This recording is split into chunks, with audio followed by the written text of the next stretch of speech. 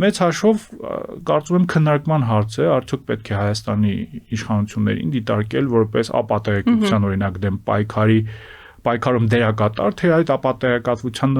տարածմանը մասնակցող դերակատար, որովհետև վերջին շրջանելի զարգացումները ցույց են տալիս, որ իշխանությունները չեն խորշում այդ նույն գործիքակազմի կիրառումից։ Նույն գործիքակազմը, որ կիրառում է Ռուսաստանը։ Եթե մենք հիմա հետևենք մեր սոցիալական ցանցերին, հատկապես նշեմ, որ վերջին շրջանում TikTok-ում եւ Instagram-ում եւ նմանատիպ այլ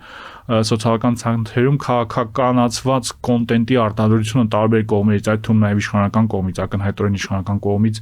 ակտիվացել է, մենք կարող ենք նաեւ խոսել տարբեր լրատվամիջոցների մասին, իշխանության վերահսկողության տակ գտնվող եւ իշխանությանը պատկանող, որոնք ակտիվորեն տարածում են ապատեգատվություն, ակտիվորեն թիրախավորում են տարբեր խմբերի,